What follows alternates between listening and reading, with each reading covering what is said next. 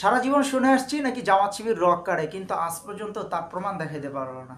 কিন্তু বিএনপি যে মানুষ হত্যা করে এটার প্রমাণ অনেক আছে, যেরকম হাওয়াঘর আছে, মানুষ নানান জায়গায় মারে, এরকম বহুত প্রমাণ আছে। কিন্তু নিজের দলের নেতাকে নিজের দলের নেতারাই মেরে ফেলে, এটার প্রমাণ নতুন একটা আসছে। দেখেন যে ছাত্র দলের 2 নেতার রক কাটার কারণে বিএনপি দলের 2 নেতা বহিষ্কার করা হয়েছে। ভাই নিউজটা সেই না? এরকম ভাই হাজারো ঘটনা আছে তাদের মধ্যে। তারা নিজেদের পদ নিজেরাই পাওয়ার জন্য তারা নিজেরাই মারামারি করে পুরা একাকার করে ফেলে। কিন্তু ভাই তারা সকল দোষ চাপায় দেয় কাদের উপরে জানেন? জামাত শিবিরের উপরে। কারণ কি জানেন? জামাত শিবির আজ পর্যন্ত কিছু বলে না তাদেরকে, সেই জন্য তারা তাদের দুর্বলতারা সুযোগ করে তারা সব জিনিস জামাতের উপরে চাপায় দেয়। এরকমই আরেকটা ভিডিও আমাদের সামনে আসছে, দেখেন যে বলতেছে যে আপনারা বিগত 14-15 বছর জামাত শিবির ছাড়া আপনারা চলতে পারতেন না। আজ এমন কি হলো যে জামাত শিবিরের বিপক্ষে আপনারা কথা বলতেছেন? আপনাদের ভিতরে কিসের বিরোধ হলো? থেকে একজন বলতেছে যে শিবিরের উপরে দোষ চাপায় দেয়, শিবিরের উপরে দোষ চাপায় দেয়। দেখেন ভাই, আপনারা ভিডিওটা দেখেন। ওকে সব দেওয়া হবে। জি জি। বিদায় করার জন্য ছাত্র দল, ছাত্র শিবির, ছাত্র আন্দোলন একসঙ্গে মিলে আন্দোলন করলেন।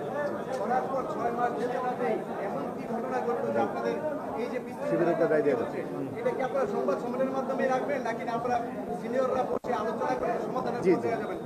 কি বুঝলেন ভাই ভিডিওটা দেখে? এটা তো সাধারণভাবে অনাকাঙ্ক্ষিতভাবে প্রকাশ হয়ে গেছে, কি করা যায়? এরকম তো একটা দুইটা ভিডিও না। ছাত্রদলের এক নেতা বলতেছে যে জামাত শিবির উপর দিয়ে একরকম, ভিতর দিয়ে আরেক রকম। আজ পর্যন্ত বাংলার কোনো মানুষ কখনোই বলতে পারবে না যে জামাত শিবির ভিতর দিয়ে একরকম, বাহির দিয়ে আরেক রকম। তাদেরকে কঠোরতাভাবে সবাই ভালো করে চিনে যে তারা ইসলামের উপরে কতটা কঠোরতা, ইসলামী কান্ট্রি বাস্তবায়ন করার জন্য কতটা কঠোরতা। তো ভাই আপনারা তো অনেক ভালো, অনেক সাধু। দেশবাসী কিন্তু খুব ভালো করে জানে যে আপনারা কতটা ভালো, কতটা সাধু। শুধু দেশবাসী নয়, বড় নেতার থেকে ছোট নেতা সবাই ভালো করে জানেন। দেখেন একটা বড় নেতা আপনাদের উপরে কিরকম আস্থা, যে আপনারা কতটা ভালো মানুষ। আপনারা ভিডিওটি ভালো করে দেখেন। ছাত্রদল আর ছাত্রলীগ আপনি মুদ্রার এই পিঠ আর ওই পিঠ, তাদের মধ্যে আর এদের মধ্যে খুব একটা যে আপনি পার্থক্য করবেন এটারও কোনো জো নাই। এই ক্ষেত্রে শিবির কিন্তু আলাদা, এটা তো সত্য। তো ছাত্র দল আপনি এক অর্থে, এটা কেউ মনে কষ্ট পাইলে পাইতে পারে, এক অর্থে প্রচলিত অর্থে যে অবস্থা বিরাজ করছে বাংলাদেশের যে কালচার, ছাত্র রাজনীতির যে কালচার, সেটা যদি আপনি দেখেন, এই ছাত্রদল আর ছাত্রলীগ আপনি মুদ্রার এই পিঠ আর ওই পিঠ। আপনাদের উপরে কতটা আস্থা যে আপনারা এরকম একজন লোক যে ছাত্রলীগ আর ছাত্রদল তাদের মধ্যে কোনোটাই পার্থক্য নেই, খালি মুদ্রার এ পিঠ আর ও পিঠ, এতটুকুই আপনাদের পার্থক্য। আপনারা কতটা নির্লজ্জ হলে, কতটা বেহায়া হলে আপনারা তারপর নিজেদেরকে নিজে এতটা ভালো প্রকাশ করতেছেন জামাত শিবিরকে খারাপ ভেবে। ভাই আপনারা ভুলে গেছেন মনে হয় যে আপনারা বিগত 14-15 বছর জামাত শিবির ছাড়া আপনারা চলতে পারতেন না। যেখানেই যেতেন সেখানেই জামাত শিবির লাগতো।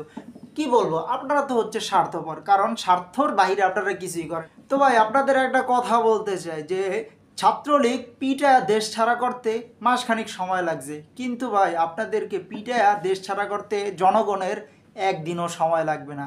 কথাটা সবসময় মনে রাখবেন। জামাত শিবিরের উপরে উল্টাপাল্টা দোষ চাপিয়ে দেবেন না যে জামাত শিবির ছাড়া আপনারা বিগত 14-15 বছর বাঁচতে পারতেন না, জামাত শিবিরের নেতাদের ছাড়া আপনারা বাঁচতে পারতেন না। কারণ ফ্যাসিস্ট সরকার দূর করতে হলে একমাত্র জামাত শিবিরেই ভালো করে পারবে, ফ্যাসিস্ট সরকারের বিরুদ্ধে দাঁড়াতে হলে একমাত্র জামাত শিবিরেই পারবে। পুরো 15 বছর জামাত শিবিরের 5 গোলামের মতন ছিলেন। আজ যখন ফ্যাসিস্ট সরকার দূর হয়ে গেছে তখন আপনাদের পাখা গজাইছে যে আমরা একা একাই উঠতে পারবো, এবং দেশের মানুষ আপনাদেরকে দেখতেছে, চিনতেছে ভালো করে যে আপনারা কিরকম লোক। সময় মতন আপনাদেরকে ঠিকই ধরবে, সময় কিন্তু ফুরায় যায় না।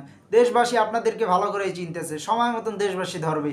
যে আওয়ামী লীগ সরকার বিদায় করতে 1 মাসও লাগে না, আপনাদেরকে বিদায় করতে মনে করছেন যে 1 দিন লাগবে, 1 দিনও সময় লাগবে না। আপনাদেরকে সময় মতন ঠিকই দেশবাসী বিদায় করতে পারবো।